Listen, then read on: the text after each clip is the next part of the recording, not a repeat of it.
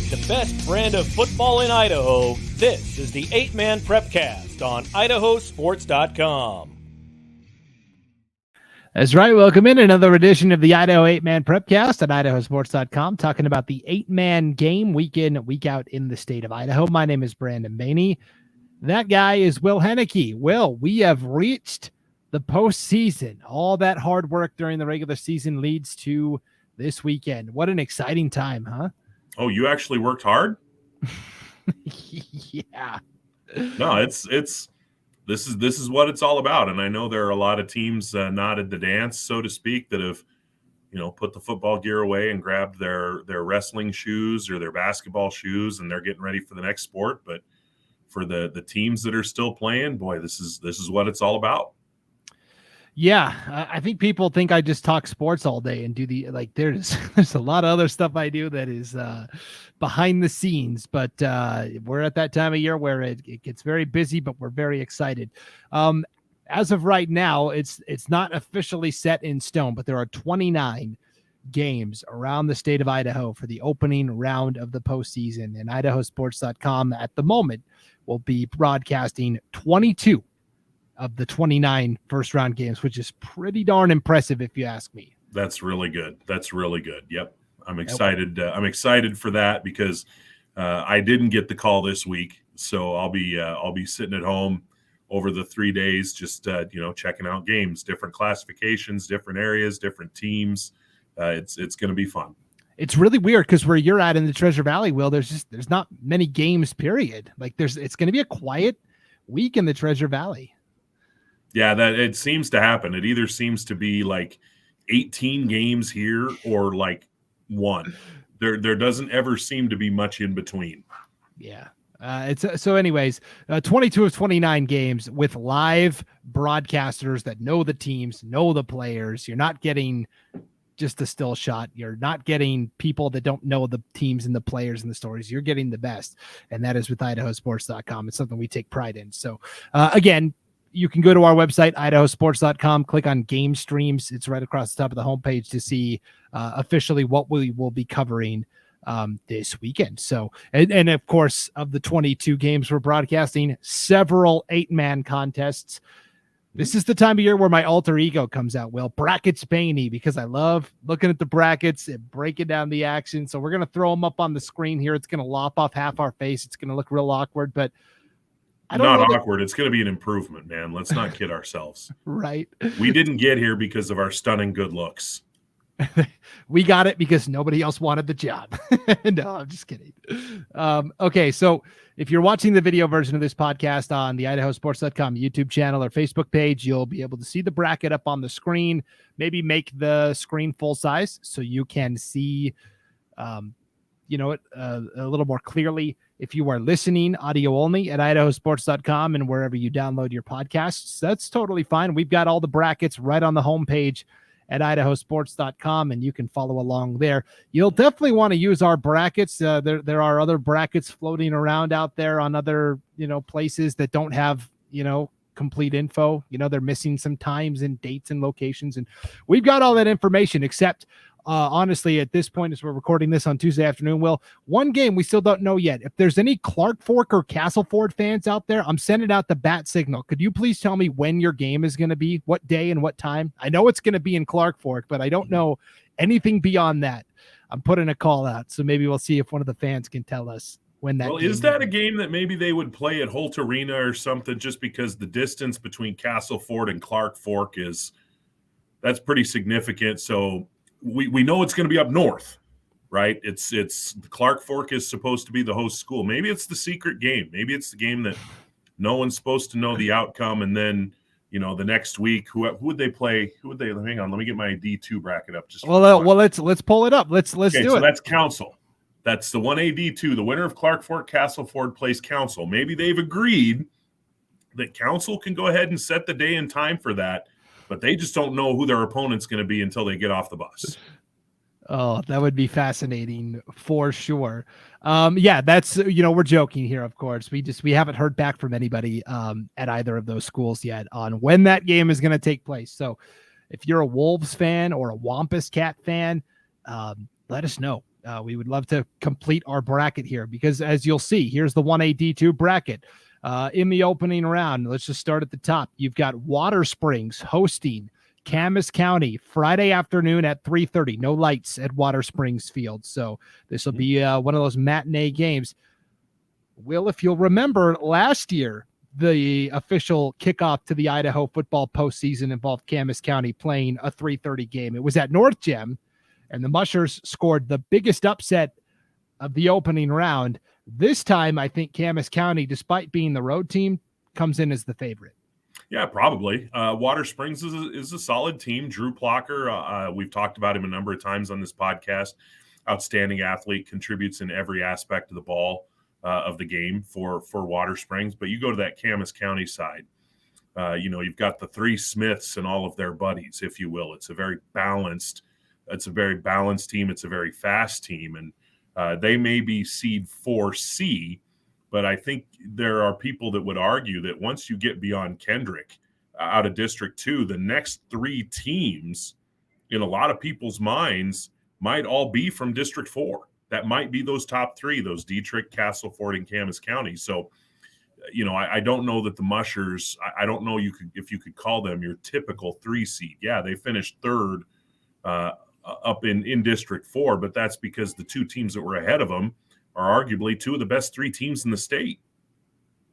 Yeah, and it's been that we knew this coming into the preseason that Dietrich, Castleford, Camas County were all going to be duking it out, and it was going to be pretty fascinating football to watch, certainly. Yep. So yes, Water Springs will have their work cut out for them, but they do have the advantage of playing at home, and for Water Springs, pretty exciting that they got to the playoffs as well. I think coming into the season, most people were like, yeah, Rockland, North Gem, they made it last year. They'll probably make it again this year. So it's been a nice year for a new coaching staff at Water Springs as well. Yeah, they've done a nice job, and it's it hasn't been the picture perfect season. They've been on the wrong end of a couple tough scores, but they're a talented team, and they're going to give Camas County all they can handle for sure. And the winner of that will advance to play Kendrick, the champion from District 2, kind of the favorite coming into this whole postseason bracket deal. Kind of the favorite.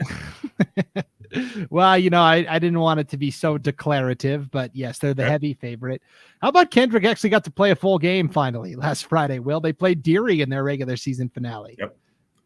That is something that I've wondered about a lot is how, if at all, that's going to impact Kendrick in the postseason, especially when they get potentially a little bit deeper into the playoffs and they see a Council, they see a Dietrich, whoever it may be. They just, of late, through no fault of their own, and I want to emphasize that, they just haven't played a ton of football for the better part of the last month. If, they played a quarter here and a quarter there, and that's if they've played at all. So the fact that Deary was able to stand in there and compete with them for 4 quarters, no matter the outcome, I'm guessing that there are a lot of people in Kendrick that are really appreciative of that just because their kids need the work. You know what I mean? Definitely. So when you go to our site, IdahoSports.com, and you check out the standings or the team pages or whatever you're looking at, and you look at Kendrick, you'll see that the Tigers are listed as, obviously undefeated, but they're listed as 9-0.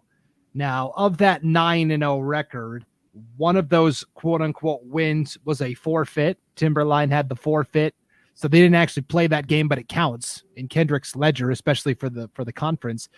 You have Wilbur, Crest, and Keller, which was a game called off in the third quarter. Liberty Bell, Washington, which was called off early in the second quarter, and then Tico Rosalia from Washington as well, that was called off midway through the second quarter. So for those of you living in North Idaho and are familiar with the terrain, I'm an Oakdale guy. My dad lives in Oakdale. So anytime Tico Rosalia takes it, to the forehead like Kendrick did to them, I'm good with that. So good on you, Kendrick. Good on you. All right.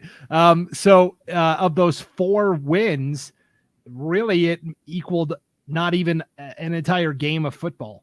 Maybe a game of football. So that's what we're talking about with Kendrick. Their record is 9-0, but in terms of actual games played, it hasn't been that much. So anyways, they'll have another week off here to rest up.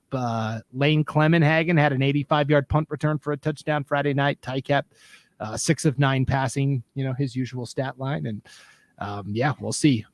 Water Springs, Camas, somebody will be traveling to Kendrick. Right below that is our mystery game that we kind of talked about a little bit, Castleford and Clark Fork. I just heard actually from our boss, Paul Kingsbury, as we were recording this. Sounds like maybe Saturday at 1 p.m.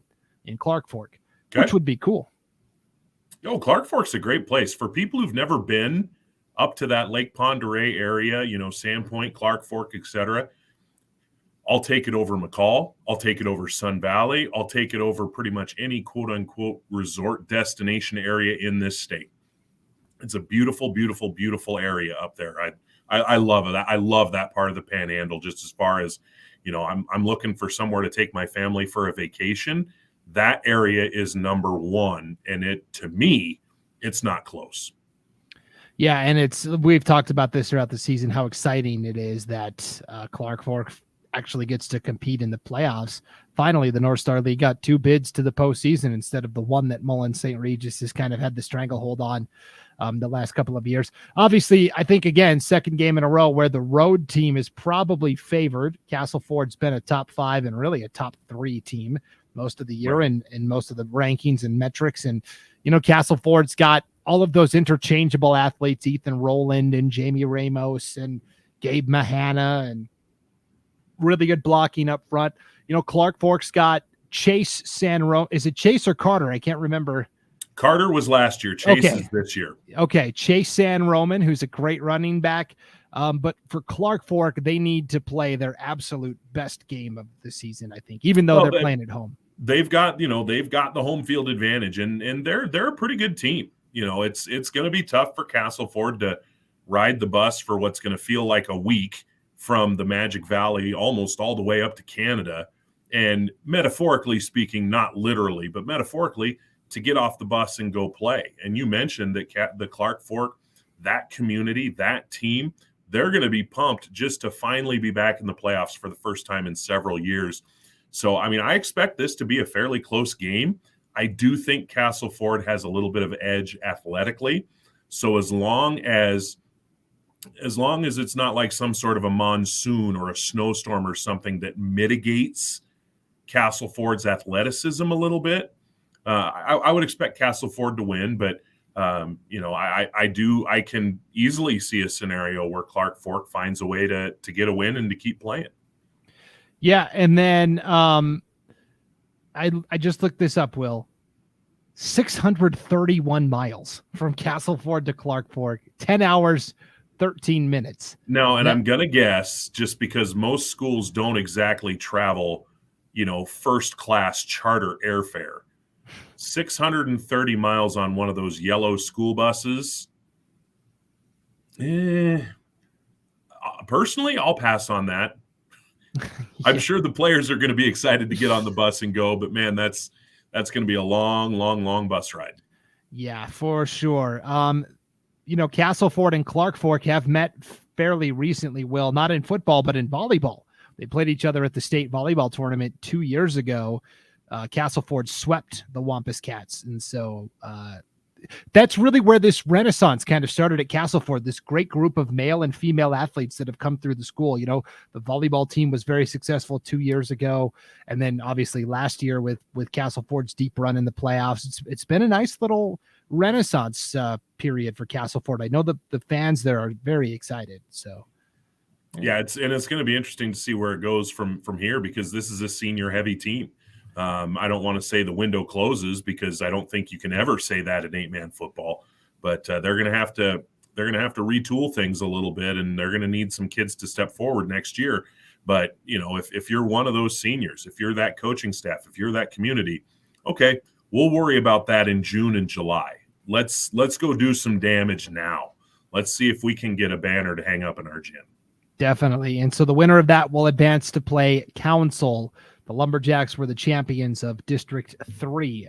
Let's go to our next game on the bottom half of the bracket now. This is an intriguing one to me. Horseshoe Bend at Dietrich This will be Thursday night at 7:00. This is so the Idaho high school postseason is getting a jump start on Thursday night, Will, with a pair of 8-man games in the Magic Valley. Horseshoe Bend at Dietrich is one of them. We will be covering this on IdahoSports.com. And Horseshoe Bend is a team that kind of took it on the nose a couple of weeks ago and in back-to-back losses to Council and Garden Valley. And then they didn't get to play last week. They were set to play Meadows Valley in a game where we talked about it. The percentages were probably low, but if Horseshoe Bend had lost and Tri-Valley had won, then Tri-Valley would have gotten that third playoff spot. Well, it didn't matter. Meadows Valley forfeited, so Horseshoe Bend got it anyway. So they've kind of had a mini bye to prepare for Dietrich, which I think will help them out immensely. And that was a bad break when there's a team that needs another team to lose to have a chance. But Meadows Valley was just out of kids.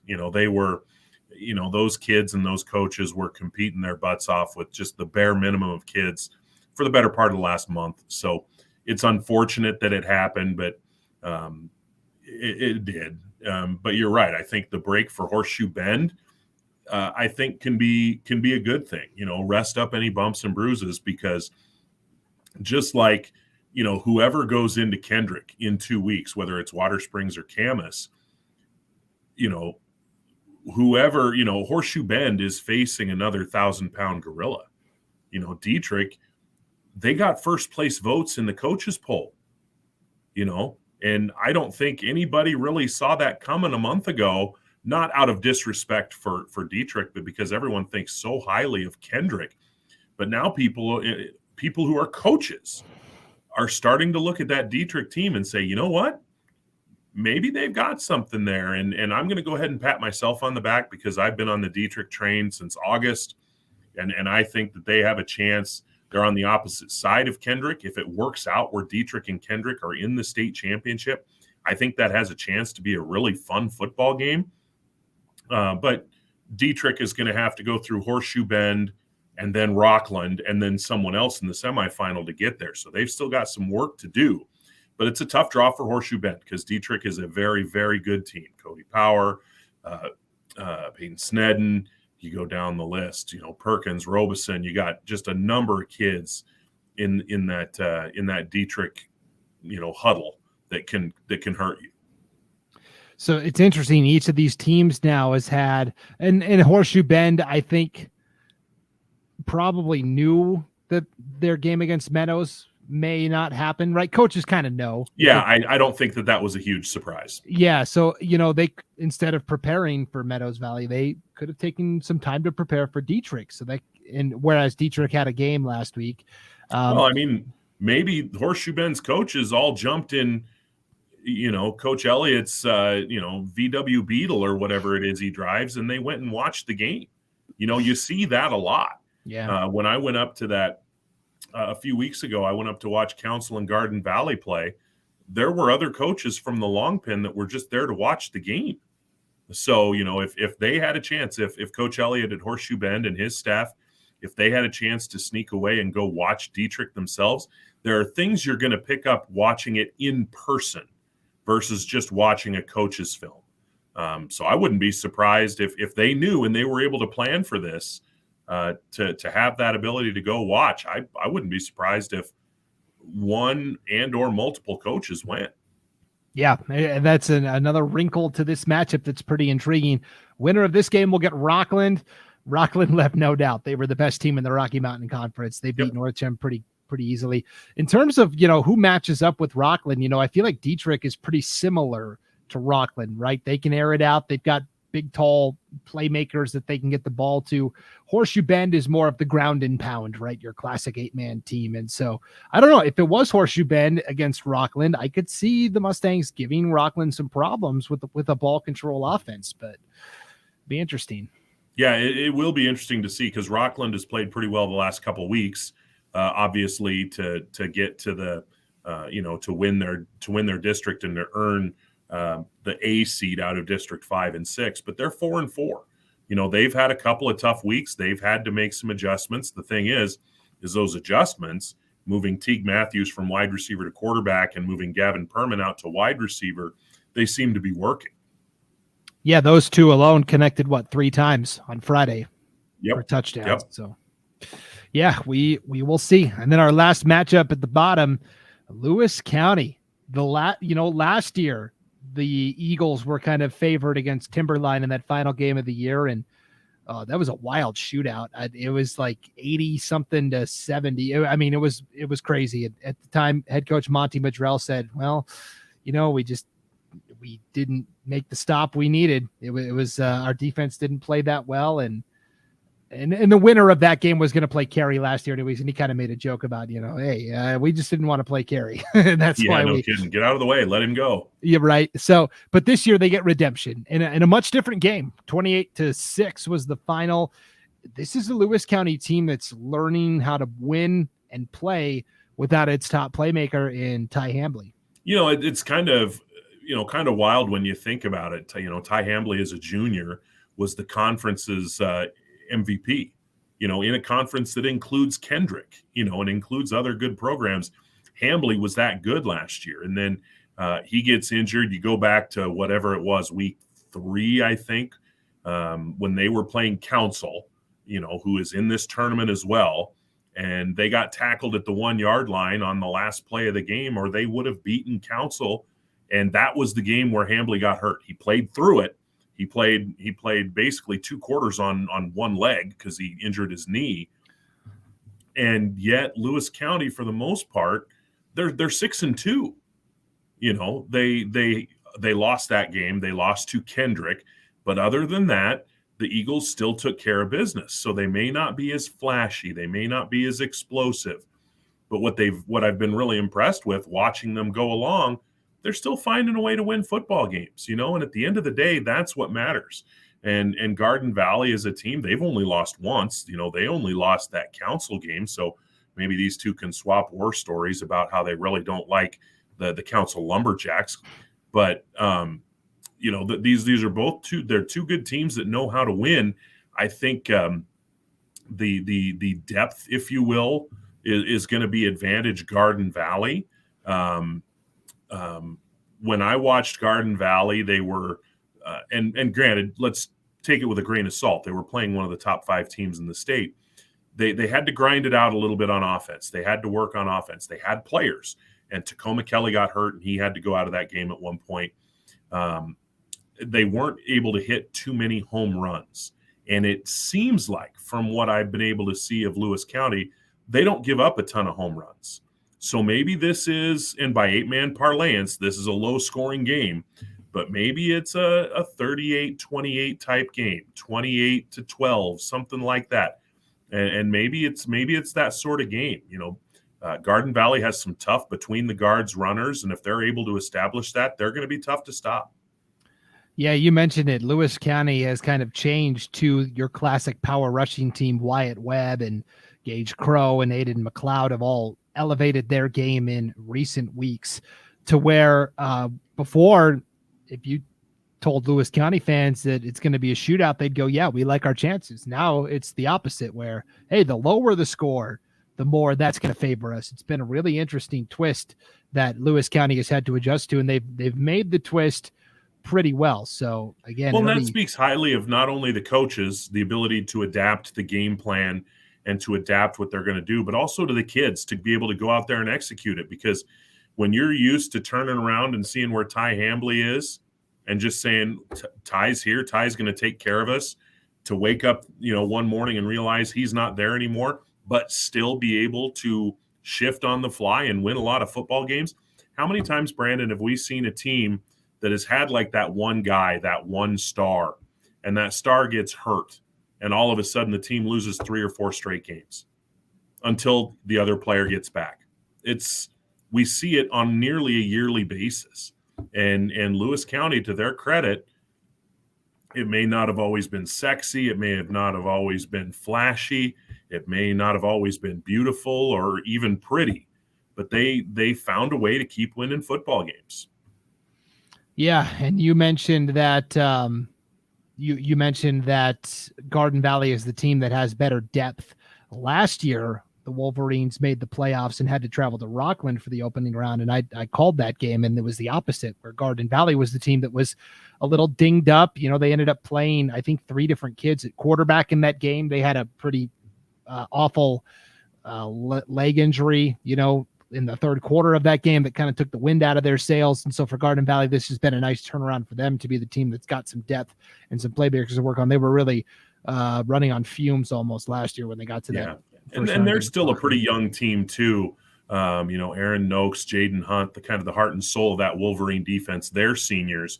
But you look around elsewhere and it's a lot of young kids. So that's a team that Garden Valley team for head coach Jason Yearsley, they're gonna build off this. No matter what happens, they could run through to the semifinals or even the championship game, or they could go one and done. But either way, it's a building block for those younger kids. Yeah, and the winner of this matchup plays Mullen St. Regis. The Tigers get the first round bye. They get the home quarterfinal game as well. This, to me, is the side of the bracket where it's like, I have no idea. Like Dietrich, we think, is the overwhelming favorite, but beyond that, yeah, it could be any of these teams. Honestly, I could see any of these teams making a run through the bracket. I think it could. The Mullen St. Regis team in years past with Luke Trogdon and Adam Ball, you kind of knew they're the bulldozers. They're the guys. They still have Caleb Ball, and he's a great player, and he has had a great year. But, Blake Layton, Floyd Nelson, Pruitt, it's been a little bit of this and a little bit of that. And when I've talked to some coaches around the league, there are some people that to this day don't really have a firm grasp on how good they think Mullen St. Regis is. They're 7-2. But a lot of that was confined up north, and a lot of that also came against Montana teams. So there's not a lot of that transitive properties, if you will, the comparative analysis that can be done. I think everyone knows the Tigers are good. Everyone knows that, but how good? And I think that's what, whether it's Lewis County or whether it's Garden Valley, either one of those teams, I think when that game's over, we're going to be able to say, okay, now we know. Right. Mullen St. Regis ended up playing 2 different Montana opponents this year, Superior, like they do every year to start off the year. And then they also played Chinook. They picked up that game mid-season. Trying to compare, and this is not going to be a straight, apples to oranges type comparison, but, Superior is kind of like the big dog. That would be like the Carey. Yeah, that's a good program. Yes, they're just consistently good year in, year out. They've got the big numbers, kind of like a Butte County. They've got, they could play 11-man football if they wanted to with the numbers they have. Yeah. And if I'm Stetson Spooner, if I'm the head coach at Mullen St. Regis and Jesse Allen, his co-coach, I don't mind. I don't mind for a second that coaches down in Southern Idaho aren't really sure what to expect from me. I kind of like that. I kind of like the unknown factor a little bit. And I hope, if I'm those coaches, I hope it puts a little chip on my shoulders, on the kids' shoulders, if you will. Because, guys, this is the 3rd year we've been here, and people still aren't sure if we can play. Let's go show them. I do think they're good enough to win a couple games, especially depending on how the matchups break down. But it's not going to be, whether it's Lewis County or whether it's Garden Valley, either one of those teams is going to give them a test, and then you get into that semifinal against, I would assume, Dietrich, but obviously Horseshoe Bend and Rockland are going to have something to say about that. That's going to be another test, and it's an opportunity for those kids up there in Mullen and St. Regis. It's an opportunity for them to show the rest of the state, much like, Clark Fork with their game against Castleford. Hey, District 1 can ball a little bit. This is their chance. Yeah, I think the best way to describe Mullen St. Regis, I look at the 2 Montana games that they lost, and each of those teams, Superior and Chinook, are both 8-1, by the way. So they're 2 of Montana's best. They lost go ahead. Yeah. And both those games were fairly tight at halftime, maybe one score off, and then Mullen just kind of runs out of gas, as can happen when you're playing a great team. A game that's maybe 28-20 at halftime, all of a sudden you look up and it's 56-26, and it feels like a slaughter, but it really wasn't. And both those games against those Montana teams, there was a bit of a degree of that for Mullen St. Regis. They weren't completely overwhelmed. They were beaten, they lost, but it wasn't like they were just destroyed from the word go in either one of those games. Yes, that's exactly what I was going to say. They lost to Superior 50-32, and then they lost to Chinook 42-26. Kind of different. So the Superior game, they held tight for a half, and then couldn't cash in on a drive or two in the third quarter, while Superior did.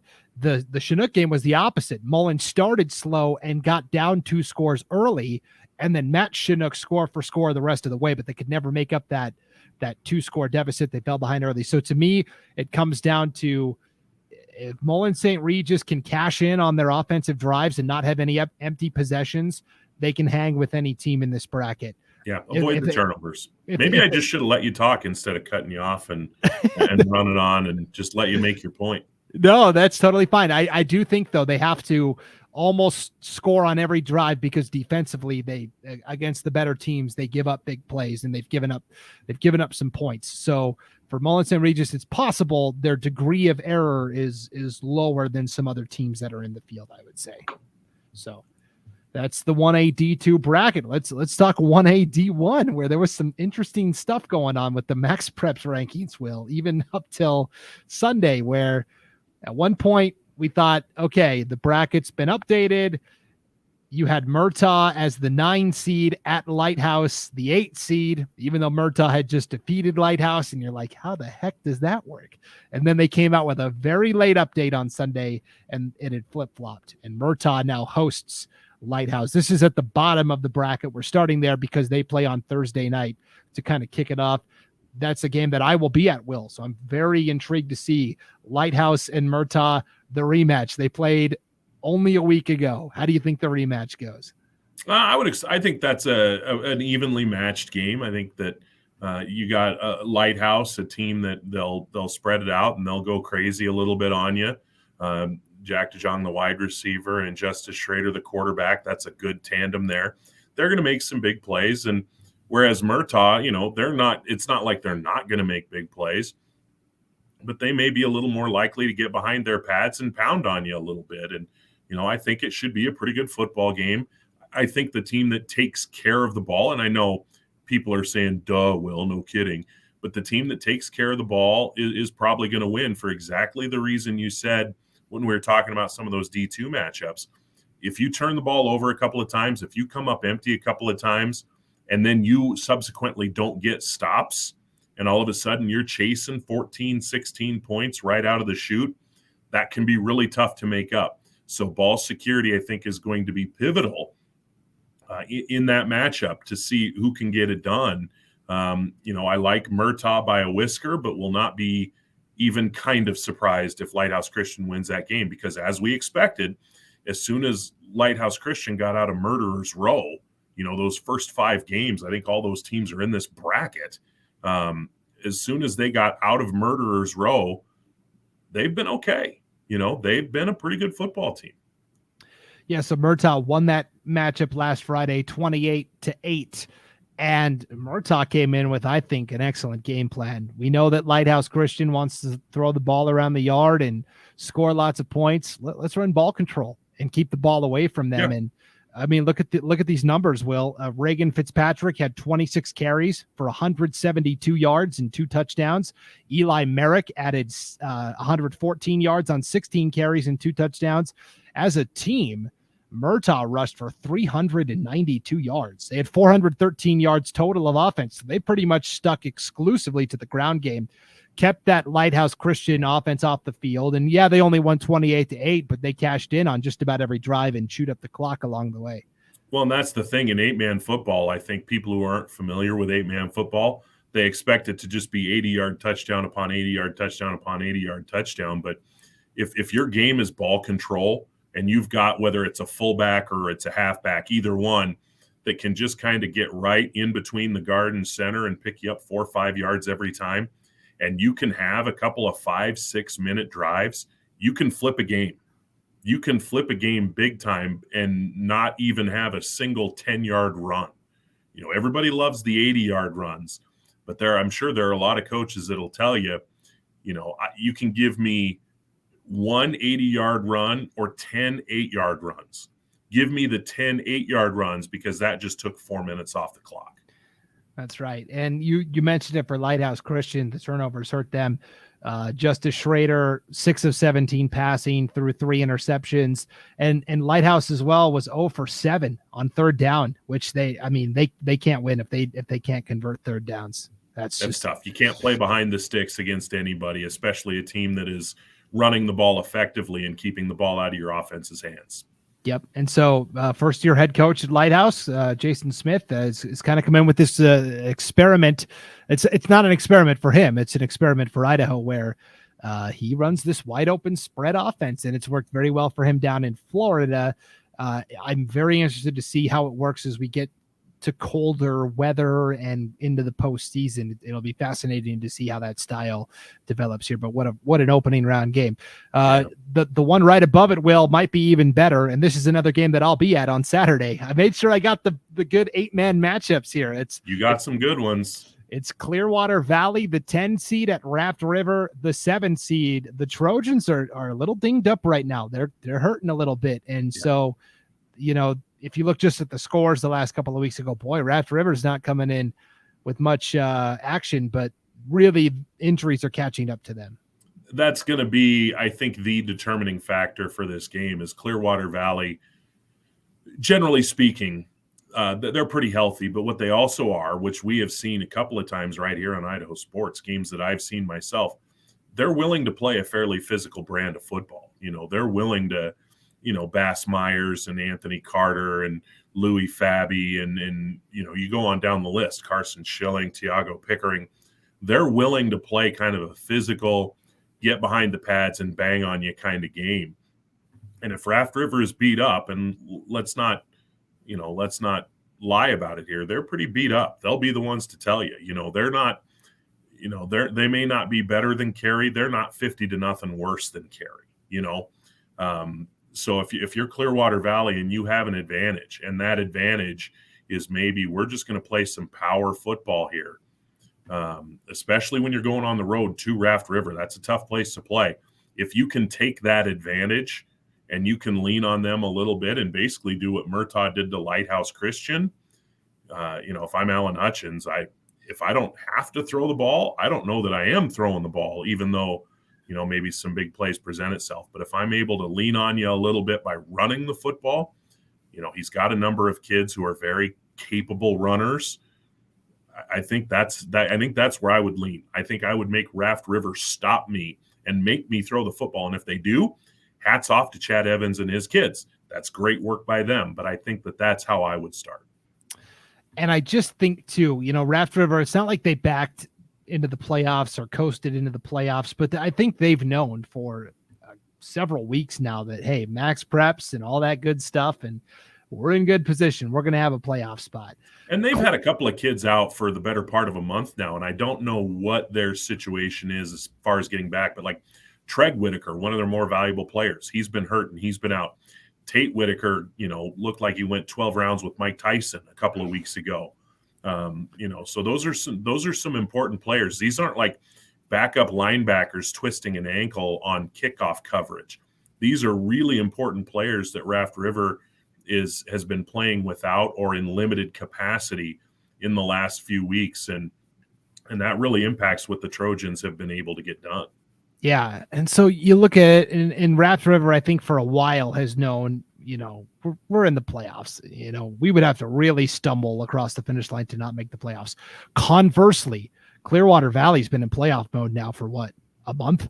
Yeah, knowing 3 weeks, 4 weeks. We were talking about them being a bubble team 2-3 weeks ago. Yeah. And so they've been in playoff mode now for the last 3 games. They're more battle tested. They're more engaged, I think. And they just, okay, hey, this is our 4th playoff game.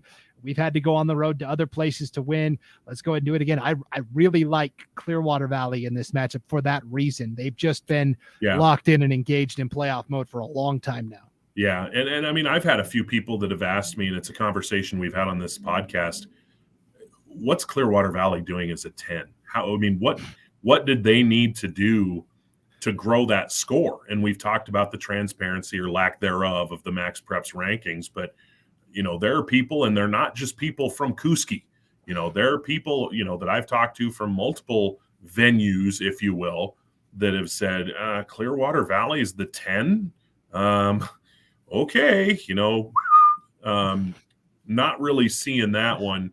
And, you talk about what you're talking about there. Okay, now again, maybe there's a little chip on their shoulder saying, okay, you want number 10? Here comes number 10. You know what I mean? We're going to show you what number 10 is going to look like and feel like. Yeah, I really like the Rams the more I look at this matchup. And again, if I'm wrong next week, I'll come back and own it for sure. Raft River fans are going to. For sure. Oh, yeah. Let me have it when I go there on Saturday. Okay, Butte County is hosting Lapwai. The Pirates lose that game to Grace last week for the District 5-6 championship. Kind of a back and forth game. Grace ends up winning by a score. And so now, Butte County, boy, they've just been a roller coaster this year, haven't they? They get the win over Raft River, and then they are losing to Grace, and it's kind of been an uneven ride this year for the Pirates. They haven't been as consistent as they've normally been, as we're used to. Now, granted, they still had a good season, and they're still very much of a threat to make a deep run in the 1A Division I playoffs. But I think in past years, we've been a little more accustomed to seeing them a little more dominant, shall we say. And they haven't always been this year. They've played maybe, go back to that Cary game where they played a really good half and then a not so good half. I think that's been a little bit more of the story. And so for Sam Thorngren and his coaches and his kids, I think their challenge is going to be, we've got to find the best version of ourselves. And that's who we've got to go be. And if they can be that team, I think they can beat anybody in the bracket. I think when you're talking about Corey Gammett and you're talking about Trayton Allen and you're going up and down that list, they've got as good a playmakers as anybody in the state. They really do. On the other side of that field, you've got a Lapwai team that's coming in hot. You talk about a team that had to play their way in. They were all but left for dead. When we were talking about Clearwater Valley as an at-large, Lapwai was basically left for dead, and they've done a tremendous job just taking care of business. And you can say whatever you want about, they beat teams when they were down. They beat teams that were behind them in the schedule or in the standings, whatever. The key to that phrase is they beat them. They did what they needed to do. They took care of business. Terrell Ellenwood Jones has been fantastic all year long. Elias Yearout has been fantastic. Promise Shaw, you go up and down the list there. That team, they got down early in the season. They got down early, and they fought their way back in. So when you look at an 11-6, given Butte County's kind of, they're little, like you said, the little bit of the up and down, and the fact that Lapwai's coming in on a little bit of a roll, this is a dangerous game. This is a pretty dangerous game for Butte County, and I don't think you would normally think of a 6-11 as, oh man, this is a toss-up. This is anybody's game. Yeah, it could be. It really could be, and I think the weather. I haven't looked at the Arco app on my phone to see what the weather is going to be like. The weather could be a big factor in this game because we know that Butte County wants to bang you. They want to hammer you into submission. They don't try to do anything all that fancy. And if the weather lends itself to that, that's a big advantage for Butte County. Yeah, I think the read on Lapwai is make them play outside in adverse conditions. That was kind of the story on them last year, especially in that semifinal round. And well, with their athleticism, if the track is slow and the track is muddy, mitigate it. And if it's rainy, if it's windy, if it's miserable cold, not to say that Lapwai kids aren't tough. It's just physically harder to be the fastest guy in the field when you're running through mud, and that's when, that's what you talk about with, we're going to make you play through the conditions here. And that's where I say that can be a big advantage for Butte County. Now, if it's 50 and there's not a cloud in the sky and there's not even a hint of a breeze, we could have a big time track meet in that game. But let's say it's rainy. Let's say it's windy. Let's say the field conditions aren't great. I think that bodes well for Butte County. Now, the weather could change between now and then, Will. I'm looking right now. Arco, Saturday, 1 p.m. That's the kickoff. 43 and partly cloudy. Okay, so it should be, as long as there's not a lot of rain leading up to it, field conditions should be okay. Yep, and it doesn't look like there's going to be any precip leading up to it. So a couple of factors here. Lapway has to travel 467 miles, 7 hours, 47 minutes. That's probably a 2-day trip, especially with it being on a Saturday. I think for Lapway as well, they started 0-3 in the conference and 1-3 overall, and people are just like, yeah, Lapway, they're garbage. Look at the 3 losses. They lost to Kamei by 6, 34-28. It was a good game. They lost to Clearwater Valley 34-22. What's that, by 12? And that was with CV getting a score late. They led that game in the fourth quarter, and then CV had a fantastic comeback. And then they lost one of those games. Herschel Williamson, the Lapway running back, got hurt, correct? Yes. So they lose by 12 to Clearwater Valley, and then they lost to Logos by 10. I think he got hurt in that CB game, and they lose to Logos the next week without him. Those 3 losses are all by 12 to 6 points. It's not like they were getting blown out. They were just running into some bad luck. And so Lapway is very good. I think a lot of people are sleeping on Lapway, and I think also you're going to see with all the White Pine teams that are in Clearwater Valley, Lapway, and Kamei, I think the league as a whole has a chip on its shoulder to say we are the premier league in Idaho 8-man football, and we got 3 teams to the playoffs. We're going to show Max Preps that the best football still is played up north. I think the entire league and those teams are all going to have chips on their shoulders to carry the banner for the conference this year as well. Well, if you've got Clearwater Valley and Lapway, if they both go on the road and win, you can certainly make that argument. Now, if they go on the road and they both get drilled, which I do not expect, then the rest of the state will kind of be doing the, Bart Simpson, they'll feel somewhat vindicated. But I don't expect either of those games to be, 60-0 type games either way. No, it should be another very interesting matchup. And then our final matchup is Friday at 4:00 in Cary. Panthers, the newcomers to the 1A D1 level, will host Idaho City, the second auto bid from District 3. Will, I'm going to be honest, Idaho City just barely got past Wilder on Friday, a Wilder team that we know has, struggled a little bit at times this year. I don't see this ending well. I think I'm not speaking out of school here when I say District 3 was not the strongest conference this year. And great for Idaho City for making the playoffs, but I can count probably several teams that would love to have that playoff slot instead. Sure. It's a tough matchup with Cary, certainly, but Idaho City does have a great running back in Brody Backus. Cary also has a couple of good running backs in Connor Simpson and Colton Larna. Simpson missed a game or two in the middle of the year with an injury, and Larna stepped in. I think Idaho City, if they want to compete in this game, Backus and Ian Rober have to be on their A+ game. I mean, they have to play. They have to be the best players on the field for Idaho City by a wide margin, because Cary just has more weapons. You didn't even mention Preston Wood, the sophomore quarterback's had a pretty nice year. Riley Morey has been very explosive. Carson Perks, they've got a bunch of kids who can do some damage. I want to give Idaho City credit. This was a team that was left for dead 3 weeks ago. Much like Lapway, they were a team where everybody had just kind of put them in the, okay, we'll see you next fall category. And credit to those coaches and those kids.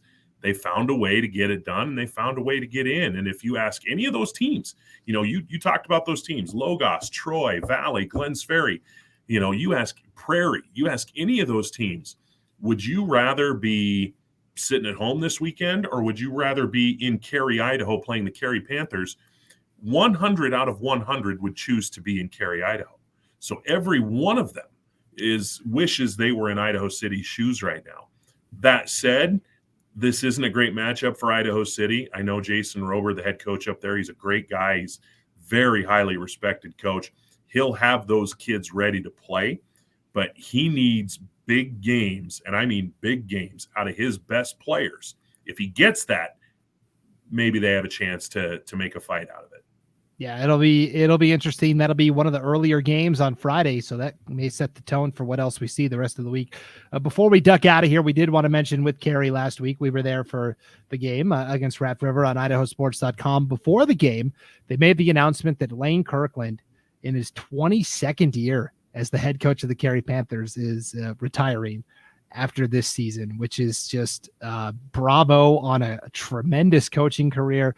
He took over.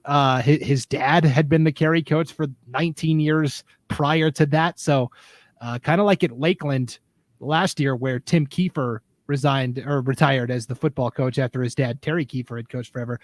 First time since the Jimmy Carter administration that there wasn't a Kiefer coaching the Lakeland Hawks. We're going to have something very similar at Carey next year. Yeah, you and I were joking when we were prepping for this podcast. Tegan Kirkland, senior offensive lineman for Carey, he better dust off his whistle, get ready to be the head coach at Carey next year, keep this family thing going. And, I don't think I'm anywhere near alone when I make this statement. When you talk about what Lane Kirkland and his dad have done at Carey, they are one of the preeminent football programs, regardless of classification, in the state of Idaho. And you can say, well, Highland or Coeur d'Alene, give Lane Kirkland those types of resources and those types of numbers to draw from. I bet you he would do about the same. But given what he's got to work with, Carey, it's a small community, it's a small school. He's choosing from the same 40 or so kids as every other sport is choosing from.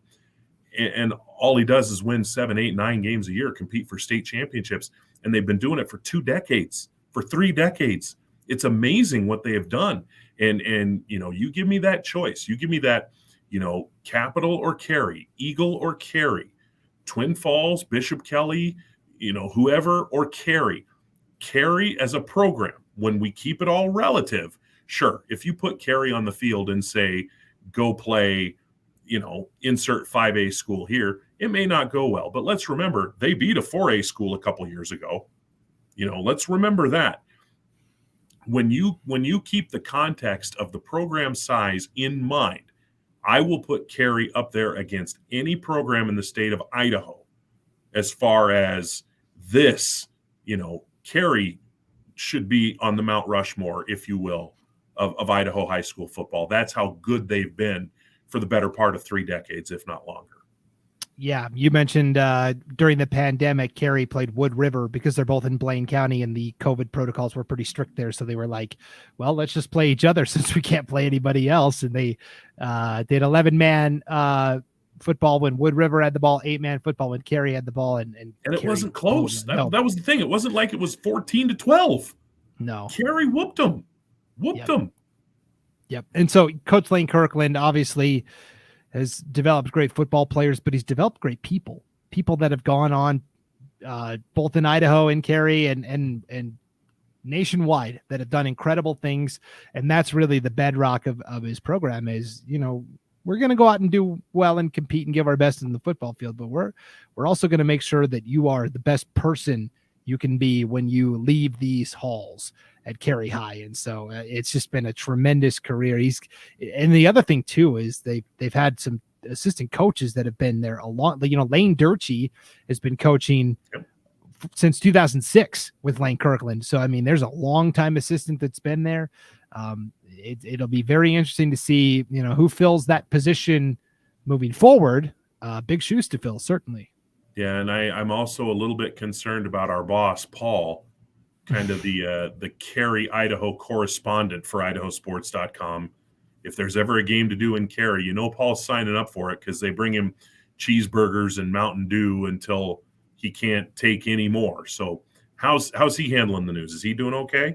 I think so. He's like us, just marveling at what a tremendous career it's been for Lane Kirkland. And, you don't always get the storybook ending, right? But going out on top with another championship certainly would be quite a finish to Coach Lane Kirkland's career, certainly. So we just wanted to give some kudos to Coach Kirkland on what's been a fantastic career at Carey. So it all starts about a possible quarterfinal matchup, if you will. Carey taking on Notice. because I think a lot of people are sleeping on Notice a little bit because District 3 has been down this year. That would be a sneaky fun football game if those two get to play in 2 weeks.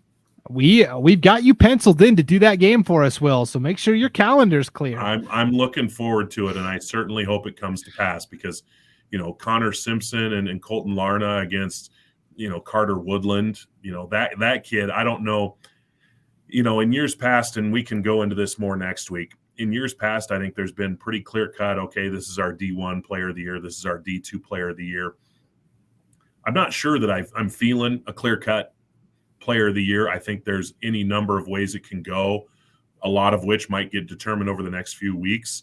Carter Woodland's one of those kids. I think he's a kid that if he has a strong playoff run, I'm not going to be blown away if the coaches vote him as a potential player of the year in the state of Idaho. Yeah, and he's just a great person as well. We had both Joe Woodland, the Notice coach, and Carter on our Treasure Valley Prepcast this summer to do it, and they're just he's just what you want your son to be like. He's just the upstanding model student, athlete, citizen. Yep. He's just a great kid, period. And so, yeah, I think he touched the ball 4 times last week, and I can't remember if he scored 4 touchdowns, but he ran the ball twice for 70 yards, returned a punt return, and a pick 6. Yeah. And that's been the thing with Notice is they've had a bunch of games. If you go back to about week 4 on, week 3 on, every game has been like 64-14, 60-12. So there have been a lot of games where he's really only been out there for about half. He's not getting 20, 30 touches. He's not getting to accumulate crazy stats, but when he is getting his touches, he's making big plays. Yeah, well, big plays are in store for all of our 8-man teams as they navigate their way through the playoffs. Thank you, everybody, for hanging out with us here on the Idaho 8-Man Prepcast. Next week, we will have actual first-round results to talk about. That bracket will be a little more filled in, and we'll be able to break down quarterfinal matchups, which is so exciting. Will, it's the best time of the year. Yep, going to be a lot of fun. All right, well, until then, enjoy the competitions Thursday, Friday, and Saturday, everyone. And we'll see you back here next week for another postseason edition of the Idaho 8-Man Prepcast on IdahoSports.com.